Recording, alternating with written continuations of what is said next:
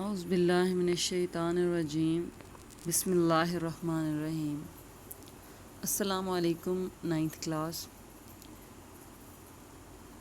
آج کی بچوں آپ کی اسلامیات کی اسائنمنٹ ہے، جس میں سب سے پہلے میں آپ کو اس کے حوالے سے کچھ ضروری جو ہے وہ ہدایات بتا دوں کہ ہوم اسائنمنٹ کے تمام سوالات کو سب سے پہلے آپ غور سے پڑھیے۔ پڑھنے کے بعد آپ جن پہ آپ نے لوز شیٹس جو ہیں اس پہ آپ نے ان کو لکھنا ہے، اور جو بھی آپ اس کے لیے صفحات استعمال کریں گی ان کے دونوں اطراف میں حاشیہ لگائیں۔ ابتدائیہ صفحے پر یعنی جو پہلا صفحہ ہوگا اس پہ آپ نے اپنا نام لکھنا ہے اور اپنی جماعت لکھنی ہے اور مضمون کا نام لکھنا ہے، یعنی اسائنمنٹ کون سے سبجیکٹ کی ہے، ٹھیک ہے۔ اس کے بعد آپ نے تمام سوالات کو ترتیب وار حل کرنا ہے، یعنی یہ نہیں کہ آگے پیچھے اس کی ترتیب کر دینی ہے، بلکہ جس ترتیب سے آپ کو اسائنمنٹ اس میں دی جائے گی آپ نے اسی ترتیب سے ہی اس اسائنمنٹ کو حل کرنا ہے۔ سوالات بھی لکھنے ہیں اور ساتھ ساتھ ان کے جوابات بھی۔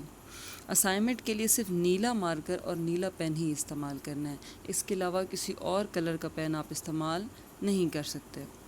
تمام سوالات کے جوابات تحریر کرنا لازمی ہے۔ غیر متعلقہ اور غیر ضروری مواد لکھنے سے گریز کریں، یعنی جو سوال پوچھا جائے اس کے ایکوریٹ جو ہے وہ جواب دیں، ٹھیک ہے۔ غیر ضروری کچھ بھی لکھنے سے گریز کریں۔ تمام سوالات کو خوش خط تحریر کیجیے، خوبصورتی کے ساتھ، اچھی اور نیٹ ہینڈ رائٹنگ کے ساتھ تحریر کیجیے۔ ہوم اسائنمنٹ مکمل کر کے آپ نے 17 ستمبر 2020 کو 502 ماڈل کالج فار گرلز میں جمع کروانی ہے، یعنی گرلز کیمپس میں آپ نے بچوں سے اسائنمنٹ کو جمع کروانا ہے 17 تاریخ تک، ٹھیک ہے۔ تو اب ہم اپنی اسائنمنٹ کا جو ہے وہ آغاز کرتے ہیں، اور سب سے پہلے ہے حصہ اول۔ حصہ اول میں جو ہیں MCQs یعنی کثیر الانتخابی جوابات ہیں، ٹھیک ہے۔ درج ذیل کثیر الانتخابی جوابات میں سے درست جواب کے گرد دائرہ لگائیں، یعنی آپ نے سب سے پہلے بچوں ان تمام MCQs کو معروضی حصے کو جو ہے شیٹ پہ لکھ لینا ہے، اور اس کے بعد جو آپ کو اس میں سے جو درست جوابات لگتے ہیں، یعنی آپشن میں جو 4 آپشن دیے گئے ہیں اس میں سے جو بھی آپ کو درست جواب لگتا ہے آپ نے اس کے گرد دائرہ لگانا ہے، ٹھیک ہے۔ تو سب سے پہلا ہے آپ کا اس میں سوال، غرہ کے کیا معنی ہیں؟ پہلا آپشن غرور کیا، بے غصہ، جیم غور کیا، دال ظالم۔ اس کے بعد نمبر 2 ہے جہاد کب فرض ہوا؟ الف 2 ہجری، بے 3 ہجری، جیم 4 ہجری، دال 5 ہجری۔ سوال نمبر 3، مصارف زکوٰۃ کا ذکر قرآن پاک کی کس صورت میں ہے؟ الف البقرہ، بے التوبہ، جیم نساء، دال انفال۔ یعنی 4 صورتوں میں سے کس صورت میں مصارف زکوٰۃ کا ذکر آیا ہے؟ نمبر 4، رکاب سے کیا مراد ہے؟ الف فقیر، بے مسکین، جیم نو مسلم، اور دال غلام۔ نمبر 5، مصارف زکوٰۃ کی تعداد کتنی ہے؟ یعنی قرآن پاک میں جو مصارف زکوٰۃ کی تعداد بتائی گئی ہے وہ کتنی ہے؟ الف 8، بے 7، جیم 9، دال 10۔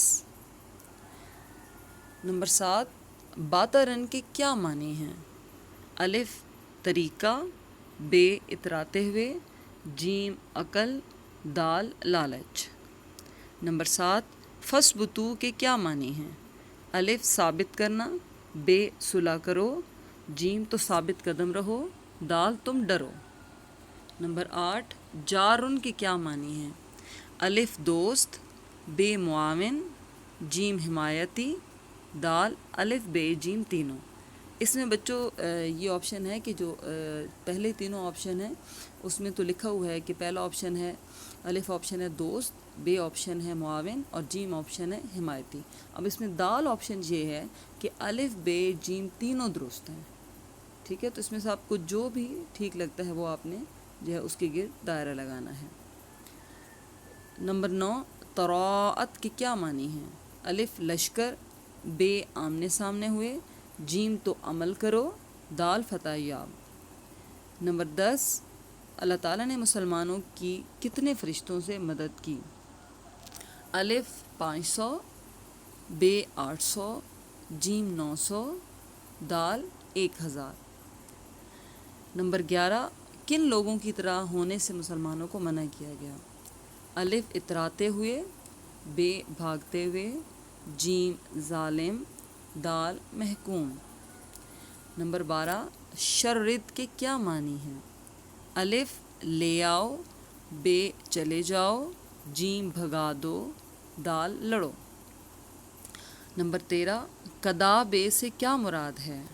الف جیسے، بے عادت، جیم طریقہ، یا دال کے الف بے جیم تینوں۔ اب اس میں دوبارہ اگین اسی طرح کا ہی ایک سوال ہے کہ یا تو الف آپشن ٹھیک ہے، یا پھر بے آپشن ٹھیک ہے، یا پھر جیم آپشن ٹھیک ہے۔ آپ کو پھر دال آپشن یہ دیا گیا ہے کہ الف بے جیم تینوں آپشن ٹھیک ہے، ٹھیک ہے۔ نمبر 14، جناحو کے کیا معنی ہیں؟ وہ مائل ہوئے، بے وہ آئے، جیم وہ بھاگے، دال وہ ہار گئے۔ نمبر 10، الخیل سے کیا مراد ہے؟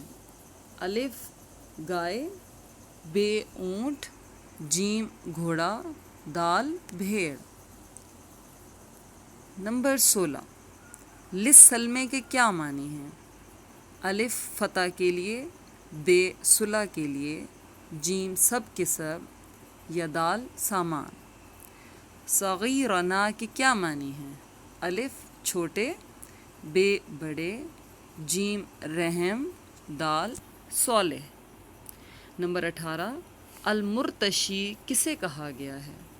الف ظالم کو، بے فاسق، جیم رشوت لینے والا، دال یا پھر رشوت دینے والا۔ نمبر 19، انسان کو کس چیز کے ذریعے علم سکھایا گیا؟ یعنی اس میں آپ نے جو ہے وہ اس قرآن کی جو صورت ہے سورہ الگ کے مطابق جو ہے آپ نے جواب دینا ہے کہ انسان کو کس چیز کے ذریعے علم سکھایا گیا۔ الف عقل، بے قلم، جیم ہاتھ، دال انسان۔ نمبر 20، ابن السبیل، ابن السبیل سے کیا مراد ہے؟ الف مسافر، بے راستہ، جیم شہر، دال منزل۔ یہاں پہ بچوں آپ کا حصہ اول مکمل ہوتا ہے، اس کے بعد آپ کا حصہ دوم کا آغاز ہوتا ہے۔ تو اس میں ہے سوال نمبر 2 کہ درج ذیل سوالات کے مختصر جوابات تحریر کیجیے، ٹھیک ہے۔ یعنی ان سوالات کے آپ نے مختصر سوالات جو ہیں، مختصر جوابات جو ہیں وہ آپ نے تحریر کرنے ہیں، اور زیادہ سے زیادہ آپ کا جو جواب ہے بچوں کو 4 to 5 لائن یعنی 4 سے 5 جو ہے وہ لائنوں پر مشتمل ہونا چاہیے، ٹھیک ہے۔ اس میں سب سے پہلا سوال ہے زکوٰۃ کے لغوی اور اصطلاحی معنی تحریر کیجیے۔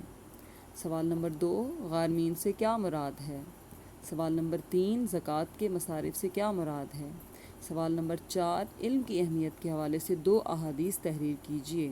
سوال نمبر 5، علم کے حوالے سے قرآنی آیت کا ترجمہ تحریر کیجیے۔ سوال نمبر 6، نبی کریم صلی اللہ علیہ وآلہ وسلم نے جنت کی پھلواریاں کس چیز کو کہا؟ سوال نمبر 7، کفار کے ساتھ مقابلے کے وقت کن باتوں کا حکم دیا گیا؟ سوال نمبر 8، فرشتوں کو مسلمانوں کی مدد کے لیے آتے دیکھ کر شیطان کا کیا رد عمل تھا؟ سوال نمبر 9، فرشتے کافروں کی روحیں کیسے قبض کرتے ہیں؟ یہ تمام جو جوابات ہیں بچوں جو آپ کو میں نے ترجمے کے چیپٹرز دیے تھے تو ان کو آپ نے ترجمہ غور سے پڑھنا ہے، اس میں آپ کو تمام سوالات کے جوابات جو ہیں وہ مل جائیں گے۔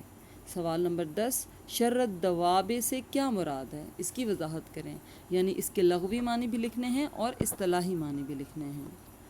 سوال نمبر 11، فرعون اور آل فرعون کی بربادی کے کیا اسباب سورۃ انفال میں بیان کیے گئے ہیں؟ سوال نمبر 12، حدیث میں تکمیل ایمان کے کتنے مدارج بتائے گئے ہیں؟ ٹھیک ہے۔ سوال نمبر 13، رشوت سے متعلق حدیث لکھیں، یعنی حدیث کا آپ نے اس میں ترجمہ درج کرنا ہے۔ سوال نمبر 14، علم کا معنی و مفہوم واضح کریں، یعنی علم کے لغوی معنی بھی لکھنے ہیں اور علم کے اصطلاحی معنی بھی درج کرنے ہیں۔ سوال نمبر 15، زکوٰۃ کے 3 فوائد تحریر کریں۔ زکوٰۃ کی اہمیت کے حوالے سے بھی اس میں آ سکتا ہے، یہ فوائد بھی آ سکتا ہے، یعنی کوئی سے 3 آپ لکھ سکتے ہیں۔ سوال نمبر 16، زکوٰۃ ادا نہ کرنے کی صورت میں کیا وعید سنائی گئی ہے؟ اس میں آپ قرآنی آیت کا ترجمہ لکھیں گے۔